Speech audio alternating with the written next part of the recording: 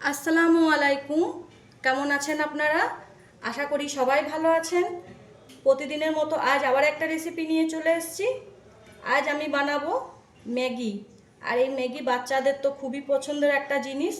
আর আজ ম্যাগিটা একদম অন্যভাবে বানাবো পনির দিয়ে।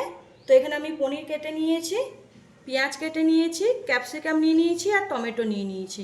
তো চলুন আমরা খুব তাড়াতাড়ি বাচ্চাদের জন্য এই টিফিনটা রেডি করে ফেলি। এখানে আমি পানি ফুটিয়ে নিয়েছি, ম্যাগিগুলো দিয়ে দেব।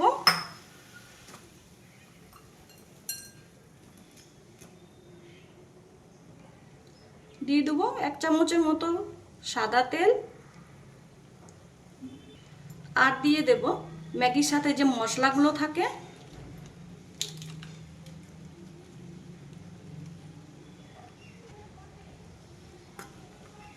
তো এই দেখুন, ম্যাগিটা কিন্তু আমি খুব বেশি সেদ্ধ করব না। এবার আমি ম্যাগিটাকে নামিয়ে নেব। এখানে একটা কড়াই নিয়ে নিয়েছি, কড়াইটা আমি খুব ভালোভাবে গরম করে নেব। কড়াই খুব সুন্দরভাবে গরম হয়ে গেছে। দুটো বাটার দিয়ে দেব, দিয়ে দেবো সামান্য নুন, দিয়ে দেবো কেটে রাখা পনির। পনিরগুলো আমি খুব ভাজবো না, একদম হালকা করে একটু ভেজে নেব।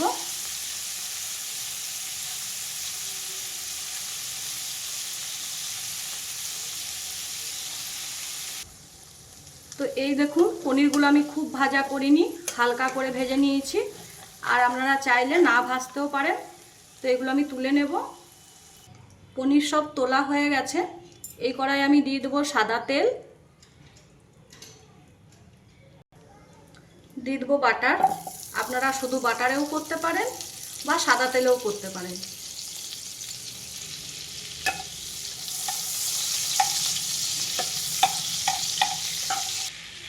দিয়ে দেবো কুচিয়ে রাখা রসুন, আর দিয়ে দেবো কাঁচা লঙ্কা।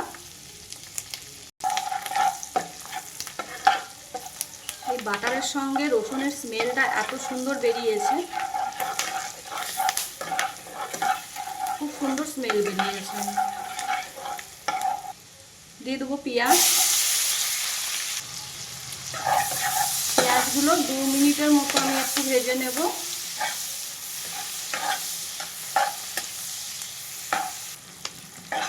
এই দেখুন, পেঁয়াজের কালারটা একটু চেঞ্জ হয়েছে। এবার আমি দিয়ে দেবো কেটে রাখা ক্যাপসিকাম আর টমেটো।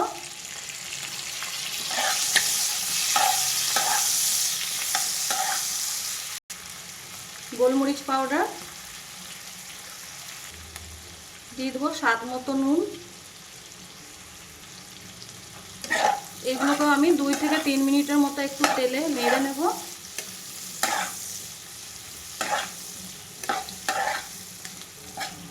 এগুলো 2 মিনিটের মতো আমি একটু কষিয়ে নিয়েছি। দিয়ে দেবো টমেটো সস।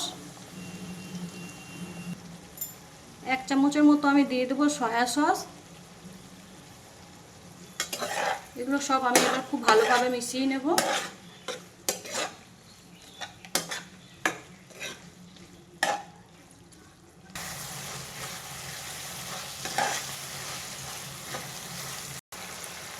দিয়ে দেবো সেদ্ধ করে রাখা ম্যাগি।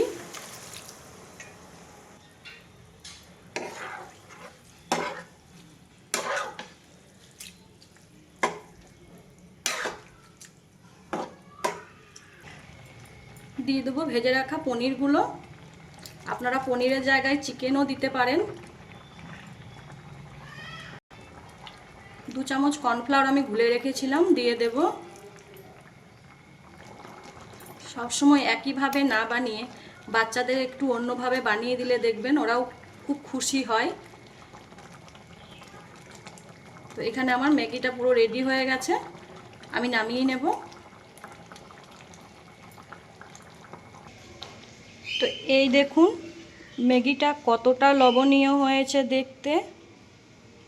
তো আপনারা একবার হলেও বাড়িতে এইভাবে ট্রাই করবেন, বাচ্চাদের তো খুবই পছন্দ হয়ে যাবে। তো এই রেসিপিটা যদি আপনাদের ভালো লাগে প্লিজ একটা লাইক কমেন্ট শেয়ার করে দেবেন। ফেসবুক থেকে দেখলে আমাকে ফলো করে দেবেন, আর ইউটিউব থেকে দেখলে রেনু নিজের স্টাইলে রান্নার চ্যানেলটিকে সাবস্ক্রাইব করে দেবেন।